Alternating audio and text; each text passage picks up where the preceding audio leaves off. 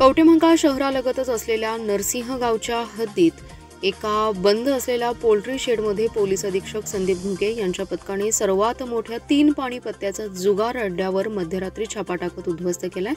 छाप्यात पोलिसांनी 65 जणांना ताब्यात घेतले, यातील एक जण फरार झालाय। विनापरवाना 3 पाणी पत्त्याचा जुगार सुरू असलेल्या अड्ड्यावर पोलीस पथकाने छापा टाकत 5,19,830 रुपये रोख रकमेसह वाहने आणि मोबाईल असा एकूण सुमारे 62,94,030 रुपयांचा मुद्देमाल जप्त केलाय। कवठेमहांकाळ पोलीस ठाण्यात एकूण 66 जणांवर जुगार प्रतिबंधक अधिनियमानुसार गुन्हा दाखल करण्यात आलाय।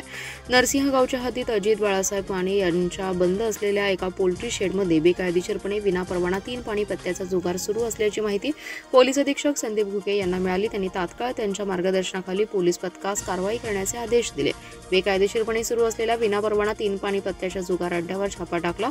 यावेळी जुगार अड्ड्यावर पोलीस पथकाचा छापा पडल्याचं समजताच काहींनी पलायन करण्याचा प्रयत्न केला, मात्र पोलीस पथकातील अधिकारी आणि कर्मचारी यांनी त्यांना पोलिसी खाक्या दाखवतात सर्व जागीच बसून राहिले।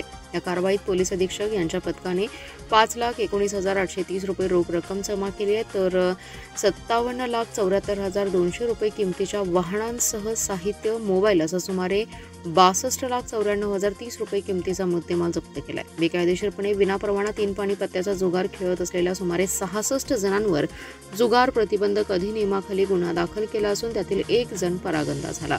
ही कारवाई पोलीस अधीक्षक संदीप घुगे यांच्या मार्गदर्शनाखाली यांच्या पोलीस पथकाने केली आहे।